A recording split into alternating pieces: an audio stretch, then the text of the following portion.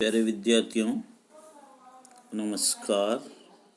Online कक्षाओं के अंतर्गत आज हम मलिक मोहम्मद जायसी द्वारा रचित महाकाव्य पद्मावत के नागमती वियोग वर्णन के 12 मासा वर्णन के अंतर्गत अंतिम पद्यों का अध्ययन करेंगे। 19, 20 और 21 पद्यों का अध्ययन करेंगे, जिसमें 12 महीने व्यतीत करने के बाद नागमती ने किस तरीके से ये महीने व्यतीत किए हैं उसका यहाँ चित्रण किया गया है। कूक कूक जस कोयल रोई, रक्त आंसू गुंगुसी बन बोई। भई कर मुखी नैन तन राती, को से राव विरह दुख ताती। जहाँ जहाँ ठाड़ी होई वनवासी, तह तह होई गूंच के राशि। बूंद बूंद म जानऊ जीव, गूंजा गूंजी करे पियू पियू। ते दुख भय परास निपाते, लोहू बुढ़ी उठे होई राते। राते बिंब भीजते लेहू, परवर पाक फाट ही गोहू। देखो जहाँ होई सोई राता, जहाँ सो रतन कहे को बाता। नहीं पावस ओई देसरा, नहीं है मंत बसन। ना को किल न पपीहरा, जय सुनी आवे कंत। नागमती वियोग वर्णन खंड से लिया गया अंश और नागमती की विरह व्यथा का वर्णन। यहाँ नागमती कहती है, कुहुक जस कोयल रोई, रक्त आंसू गुंगुसी बन बोई। नागमती कहती है कि मैं कोयल के समान कूक कूक करके बहुत रोई हूँ। मैंने बहुत विलाप किया है और मैं कोयल के समान कूक कूक करके वन प्रदेश में अपनी इस क्रंदन से वन प्रदेश को भी भर दिया। रक्त आंसू गुंगुसी बन बोई, मेरी आँखों से जो रक्त के आंसू निकले हैं वे वन में चारों ओर गिरते रहे हैं, जो ऐसे लगते थे मानो किसी ने वन में गुंगुची को बो दिया। मानो किसी ने वन में गुंगुची को बो दिया। क्या करिए? कुहुक जस कोयल रोई, रक्त आंसू गुंगुसी बन बोई। नागमती विरह व्यथा को प्रकट करती हुई कहती है कि मैं कोयल के समान कूक कूक कर बहुत रोई, अर्थात मैंने कोयल के समान क्रंदन करके वन प्रदेश को भर दिया है। यानी मैंने अपनी विरह व्यथा में मैं बहुत रोई हूँ। रक्त आंसू गुंगुसी बन बोई, मेरी आँखों से रक्त के आंसू गिरे हैं, जो वन प्रदेश में चारों ओर गिरते रहे हैं, जो ऐसे लगते थे मानो किसी ने वन प्रदेश में गुंगुची को बो दिया है, लाल लाल गुंगुची को बो दिया। बैकर मुखी नैन तन राती, को से राव विरह दुख ताती। रोते रोते मेरा मुख भी काला और नेत्र तथा शरीर लाल पड़ गए। भई कर मुखी नैन तन राती, को से राव विरह दुख ताती। रोते रोते मेरा मुख काला और नेत्र तथा शरीर लाल हो गए हैं। यहाँ कवि मलिक मोहम्मद जायसी कल्पना करते हैं कि रोते रोते नागमती का सारा शरीर विरह की आग में जलकर लाल हो गया है। केवल उसका मुख आंसुओं के कारण तथा शेष सारा शरीर विरह की अग्नि के कारण अभी भी दहक रहा था, इसलिए लाल था।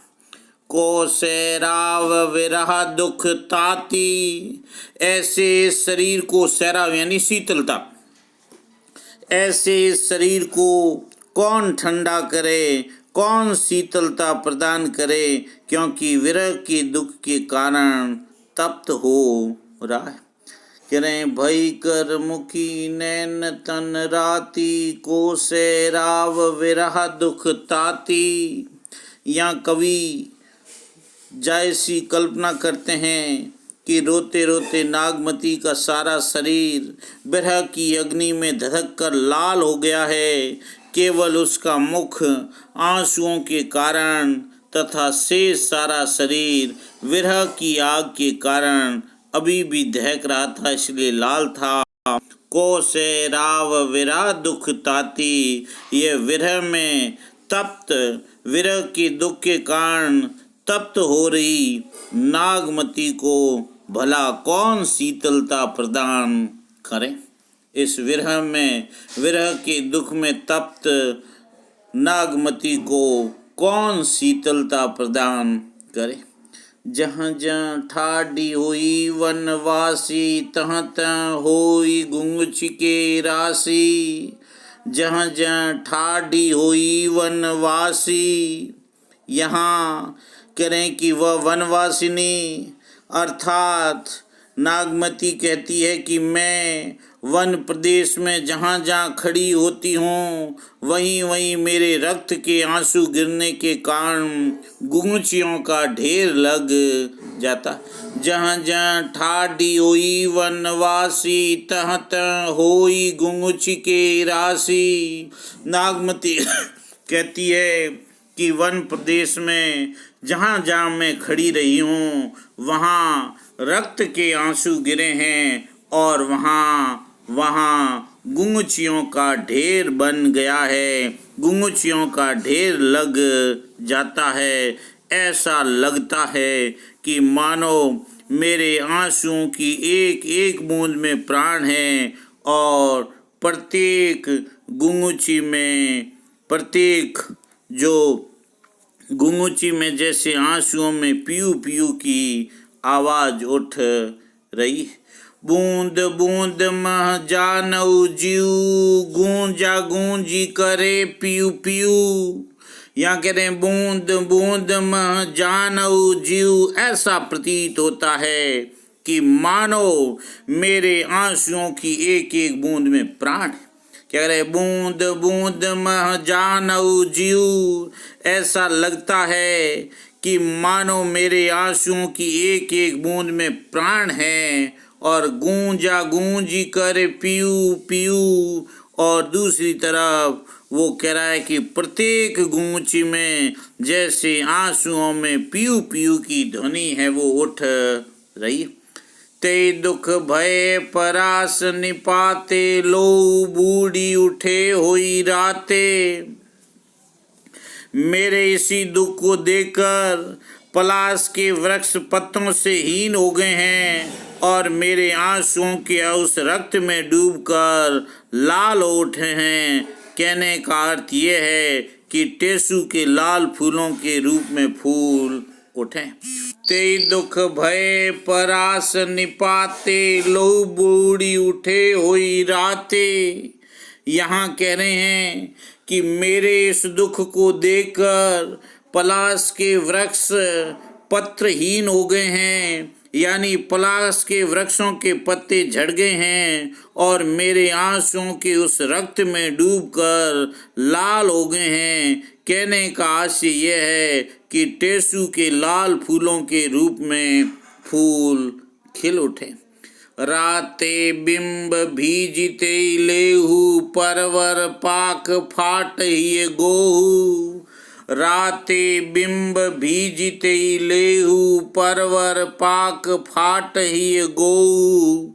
यहाँ कह रहे हैं कि बिंबा फल मेरे उसी रक्त में भीग कर लाल हो गए हैं और परवल पककर पीला हो गया है और गेहूं का हृदय भी फट गया। राते बिंब भीजिते लेहू परवर पाक फाट ये गोऊ। नागमती कहती है कि बिंबा फल मेरे उसी आंसुओं के रक्त में भीगकर लाल हो गए हैं और परवल पक कर पीला हो गया है और गेहूं का हृदय फट गया। देखो जहाँ होई सोई राता, मैं जिधर देखती हूँ उधर ही सब कुछ लाल लाल ही दिखाई देता है। देखो जहाँ होई सोई राता, जहाँ सो रतन कहे को बाता, मैं जिधर देखती हूँ उधर ही सब कुछ लाल लाल ही हो जाता है। अर्थात मेरे दुख को देखकर प्रत्येक व्यक्ति दुख से परिपूर्ण हो जाता है। जहाँ सो रतन कहे को बाता, फिर जहाँ मेरा प्रिय है वहाँ तक संदेश कौन ले जाए। जहाँ सो रतन कहे को बाता, जहाँ मेरा प्रिय रतन सेन है उस रतन सेन तक संदेश कौन लेकर के जाए। अर्थात मेरे प्रियतम को जाकर के मेरा संदेश कौन दे। नहीं पावस ओही देसरा, नहीं है वंत बसन, ना कोकिल न पपीहरा, जय सुनियावे कंठ। नागमती अंत में अत्यधिक विरह व्याकुल होकर के कहती है कि पावस यानी वर्षा, न तो उस देश में वर्षा ऋतु होती है, नहीं है वंत बसंत, न बसंत और हेमंत ऋतु ही आती है, ना कोकिल न पपीहरा, उस देश में न तो कोयल है और न ही पपिया है। जय सुनी आवे कन, जिसकी वाणी को सुनकर मेरे स्वामी लौट करके घर आवे, वहाँ ये स्थिति है। कहने का आशय यह है कि उस देश में काम को उद्दीप्त करने वाली वर्षा, हेमंत और बसंत ऋतुएं भी नहीं हैं और विरह को उद्दीप्त करने वाली कोयल और पपीहे की आवाज़ भी सुनाई नहीं देती है, जिससे सुनकर मेरे पति को मेरी याद सताए और वे घर लौट करके आए। नहीं पावस ओही देसरा, नहीं है वंत बसन, ना कोकिल न पपीहरा, जय सुनी आवे कंठ। नागमती अत्यधिक विरह व्याकुल होकर के कहती है कि उस देश में न तो वर्षा ऋतु है, न हेमंत भी आती है और न बसंत भी आती है। कहने का आशय यह है कि न वर्षा ऋतु होती है, न बसंत और हेमंत ऋतु आती है। जो काम भावना को बढ़ाने वाली ऋतुएं हैं उनका भी आगमन नहीं हो रहा। ना कोकिल न पपीहरा, और उस देश में न कोयल है और न पपिया है। कोयल और पपिया मधुर आवाज में बोलते हैं, जो विरह भावना को और अधिक उद्दीप्त करने वाले होते हैं, वो भी उस देश में नहीं है। यदि वो भी कोयल और पपिया उस देश में होते तो उनकी पीयू पीयू की आवाज़ को सुनकर के जय सुनी आवे कन, मेरे पति रतन सेन घर लौट करके आ जाए, यानी उनकी वाणी को सुन मेरे पति को मेरी याद सताए और वे घर लौट करके आ जाए। ऊपर चौपाई छंद है, नीचे दोहा छंद है। श्रृंगार रस, श्रृंगार रस में भी वियोग श्रृंगार, माधुरी गुण। अलंकार में पुनरुक्ति प्रकाश अलंकार है, यमक है, अनुप्रास है और यहाँ काम उद्दीप्त काम को दीप्त करने वाले हेमंत, बसंत, वर्षा, कोयल और पपीहे को मार्मिक रूप से प्रस्तुत किया गया। फिर रोइन कोई डोला, आधी रात विहंगम बोला। तई फिर दादे सब पाखी, के दुख रैनिन लावसी आँखी। नागमती कारण कई रोई, कासो वे जो कंत बिछोई। मन चित होते न बिसरे भौरे, नैनक जल चखु रहे न मोरे। कई सी जात हों सिंगल दीपा, तेसे वाती कह नैना सीपा। जोगी होति निसरा जो नाहू, तब हुत काहा संदेशन काहू। नित्य पूसो सद जोगी जंगम, कोई निज बात न कहे विहंगम। चारियु चक्र उजारी भे, सकसी संदेशा टेकु। कहो विरह दुख आपनो, बैठी सुनई दंड एक। यहाँ मलिक मोहम्मद जायसी द्वारा रचित महाकाव्य पद्मावत के नागमती वियोग खंड के 12 मासा वर्णन से कि विरहिणी नागमती बार बार रोती है और उसने सभी से अपने प्रवासी पति के बारे में समाचार जानने की कोशिश की है, परंतु कोई भी उसके दुख को सुनने वाला नहीं था। ये विरह व्यथा का यहाँ चित्र। फिर रोई न कोई डोला, आधी रात विहंगम डोला। विरहिणी नागमती की वेदना को सुनने वाला कोई नहीं था। तब जब वह रात में जंगलों में भटक रही थी और बार बार रोती रही, परंतु उसके दुख को किसी ने नहीं सुना। फिर रोई न कोई डोला। जंगल वन प्रदेश में घूमती हुई नागमती बार बार रोती रही, परंतु उसके दुख को किसी ने भी नहीं सुना। ऐसी स्थिति में आधी राति विहंगम बोला।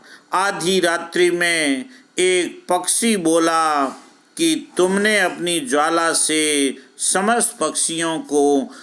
आधी राति विहंगम बोला। अर्धरात्रि के अंदर एक पक्षी बोला और पक्षी ने कहा, तई फिर दादिस पाखी, के दुख रैनिन लावसी आँखी। पक्षी बोला कि हे नागमती, तुमने अपनी वियोग की ज्वाला से समस्त पक्षियों को बार बार जलाया, तो तुम्हें ऐसा कौन सा दुख है जिससे तुम रात को भी आँख नहीं लगाती हो, अर्थात रात को भी नहीं सोती हो।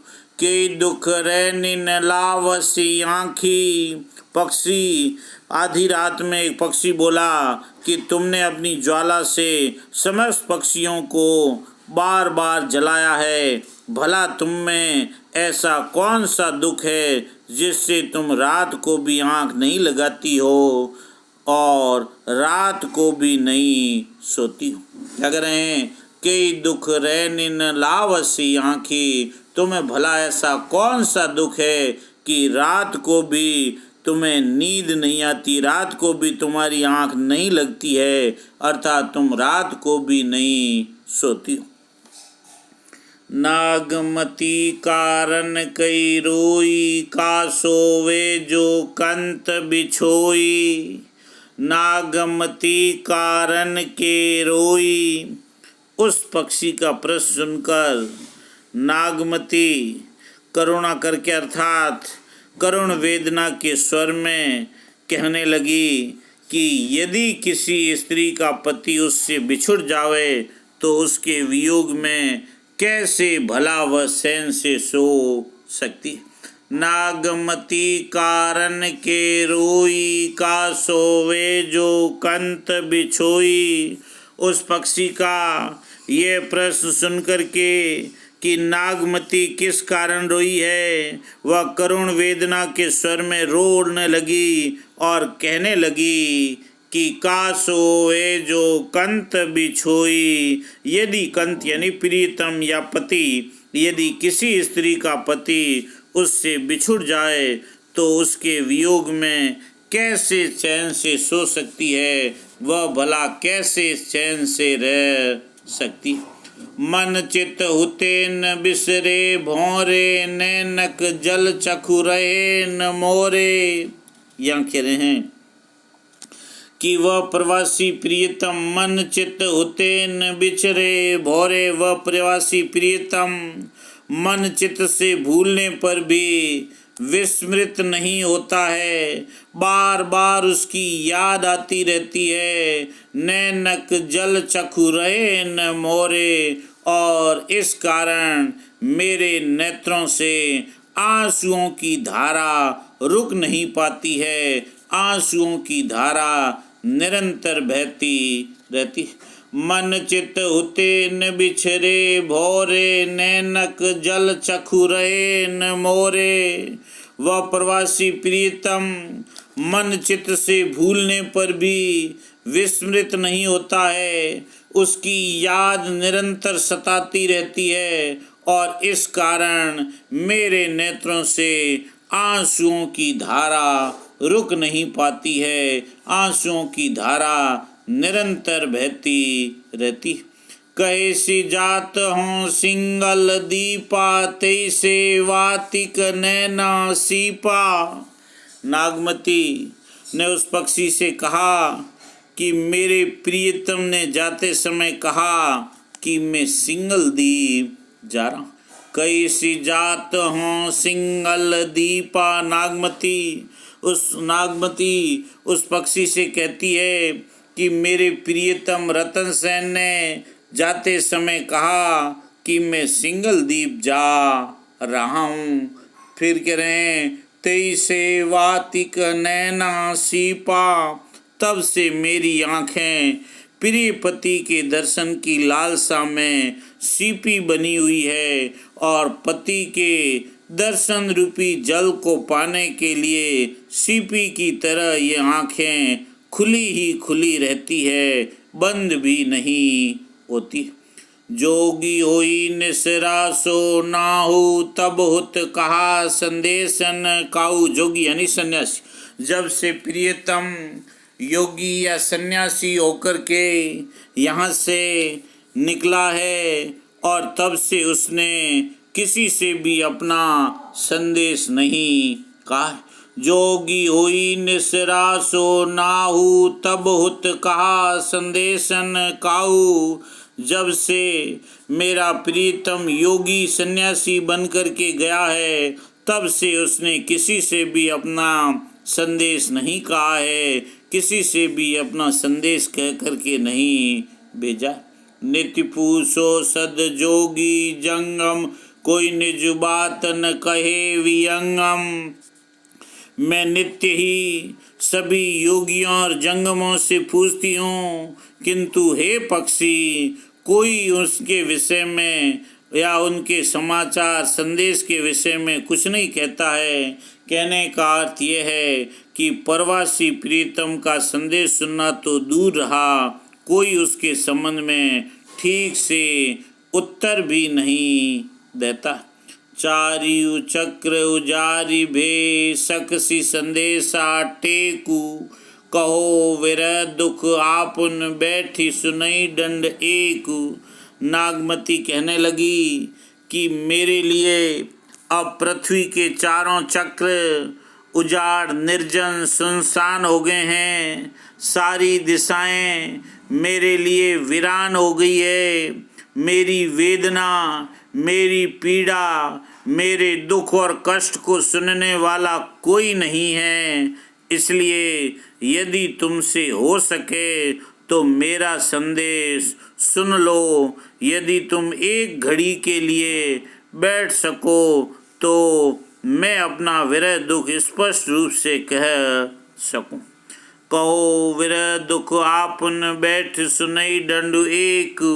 यदि तुम है वो एक घड़ी के लिए बैठ सको तो मैं अपना विरह दुख स्पष्ट रूप से कह सकूं, मैं अपनी विरह व्यथा को प्रकट कर सकूं। यह नागमती की विरह वेदना का मार्मिक चित्रण हुआ है और रात्रि में पक्षी द्वारा नागमती से विलाप का कारण पूछना कवि की संवेदना का सबसे प्रबल पक्ष है। यहाँ ऊपर चौपाई छंद, नीचे दोहा छंद, श्रृंगार रस, वियोग श्रृंगार, माधुर्य गुण, अनुप्रास और यमक अलंकार है। तासो कहो तासो दुख कहिए हो वीरा, जय सुन के लागे पर पीरा। को होई भीव दंग वे परिगाहा, को सिंगल पहुँचावे चाहा। जासो कंत गए हुई जोगी, किंगरी भई जुरो वियोगी। ओ सिंगी पूरे गुरु भेंटा, होंबे भस्मन आई समेटा। कथा जो कहे आई पिय केरी, पावरी हो जन्म भरी चेरी। ओई के गुण संवरत भई माला, अबहुन बहुरा उड़ीगा छाला। विरह कराई खपर के हिया, पवन धारी रहा हुई जिया। हाड़ भये जुर किंगरी, नशे भई सब तांति। राम राम तन धुनि उठे, कैसु विथा ऐ भांत। यहाँ कह रहे हैं तासो दुख कहिए हो वीरा, जय सुनि के लागे पर पीरा। नागमती पक्षी को संबोधित करती हुई कहने लगी कि हे भाई, दुख उससे कहना चाहिए जिससे सुनने से हृदय में व्यथित व्यक्ति की पीड़ा की वास्तविक अनुभूति हो। ऐसा तासो दुख कहियो हो वीरा, से सुनि के लागे पर पीरा। नागमती पक्षी को संबोधित करती हुई कहती है कि हे भाई, दुख उसी को कहना चाहिए जिससे सुनकर के हृदय में व्यथित व्यक्ति की पीड़ा की वास्तविक अनुभूति हो, उसे ही अपना दुख कहना चाहिए। दूसरे के सामने अपना दुखड़ा नहीं प्रकट करना चाहिए। तासो दुख कहिए हो वीरा, जय सुनि के लागे पर पीरा। नागमती पक्षी को संबोधित करते कि हे भाई, दुख उसे ही कहना चाहिए जिससे सुनने से हृदय में व्यथित व्यक्ति की पीड़ा की वास्तविक अनुभूति हो, उसे ही अपना दुख प्रकट करना चाहिए। कोई भीवे दंग वे परिगाहा, के सिंगल पहुँचावे चाहा। ऐसा कौन होगा जो भीम के समान दंगवे अर्थात अत्यधिक दुसाध्य कष्ट को स्वीकार करेगा। मेरी चाहत या व्यथा संदेश को कौन सिंगल दीप लेकर के जाएगा। को होई भीवई दंग परिगाहा, के सिंगल पहुँचावे चाहा। ऐसा कौन होगा जो भीम के समान दंगवई अर्थात अत्यधिक दुसाध्य कष्ट को स्वीकार करेगा। मेरी इच्छा यथा संदेश को कौन सिंगल दीप लेकर के जाएगा। जासो कंत गए हुई जोगी, किंगरी भई जुरो वियोगी। कह रहे हैं कि जब से मेरे पति योगी बनकर के गए हैं, तब से मैं वियोग में सूख कर किंगरी बन गई। क्या करें। जहाँ सो कंत गए हुई जोगी, किंगरी भई जुरो वियोगी। कह रहे हैं कि जब से मेरे पति योगी बनकर के गए हैं, मैं वियोग में सूख कर किंगरी बन गई हूँ। और आगे कह रहे हैं, हो सिंगी पूरे गुरु भेटा, हों पे भस्मन आई समेटा। उन्होंने सिंगी बजाकर गुरु से भेंट कर ली है, अर्थात योगी बनकर पद्मावती के पास चले गए हैं और मैं विरह में जल कर के भस्म हो गई हूँ। यद्यपि वे यहाँ आकर इस भस्म को समेटने भी नहीं आए। भई भस्मन आई समेटा, मैं वियोग में जल करके भस्म हो गई हूँ, लेकिन मेरी इस राख को समेटने के लिए भी मेरे प्रियतम लौट करके नहीं आए। कथा जो कहे आई पिए केरी, पांवरी हो जन्म भरी चेरी। मेरी प्रिय की कुशल वार्ता जो मुझसे आकर कहे, मैं उसके चरणों में गिरकर जन्म भर उसकी दासी बनी रहूंगी। क्या करें? कथा जो कहे आई पिए केरी, पांवरी हो जन्म भरी चेरी। मुझे मेरे प्रिय की कुशल वार्ता जो मुझसे आकर के कहे, मैं उसके चरणों में गिरकर जन्म भर उसकी दासी बनी रहूंगी, जन्म भर उसकी है वो चेली बन जाऊंगी। ओई के गुण संवरत भई माला, अब न बहुरा उड़ीगा छाला। उस प्रियतम के गुणों को स्मरण करती हुई मैं माला अर्थात जप माला हो गई हूँ, मैं निरंतर जपती रहती हूँ। वे आज भी नहीं लौट आए, जबकि यहाँ वन वन भटकते मेरी खाल उखड़ गई है। मेरे पूरी तरीके से कष्टपूर्ण जीवन यापन कर रही। कहने वे आज भी नहीं लौट आए, जबकि यहाँ वन प्रदेश में भटकते भटकते मेरी खाल उखड़ गई है। ओई विरह कराई खपर के हिया, पवन धारी राहोई जिया। अब मैं उस योगी के लिए चर्म बन गई हूँ। मेरा विरह करोई और हृदय खप्पर बन गया। मेरा विरह करोई नारियल का करवा और हृदय खप्पर बन गया है, तथा मैं पवन आधारी रहा हुई जिया, तथा मैं प्राणों को पवन के आधार पर। कहने का अर्थ यह है कि केवल वायु का भक्षण करके ही जीवित रह रही हूँ। कहने का अर्थ यह है कि मैंने खाना पीना सब कुछ छोड़ दिया। मैंने प्रियतम की स्मृति में, प्रियतम के वियोग में खाना पाना पीना सब छोड़ दिया है। केवल मैं वायु का भक्षण कर रही। हाड़ भय जुरी किंगरी, नशे भई सब तांति। राम राम तन धुन उठे, कैसु विथाहि भांति। नागमती कहने लगी कि अत्यधिक विरह व्यथा से, अत्यधिक विरह वेदना से मेरी हड्डियां सूख कर के किंगरी बन गई है। मेरी हड्डियां सूख कर के किंगरी हो गई है, नसें उसकी तांत बन गई है। राम राम से उस किंगरी की ध्वनि उठ रही है।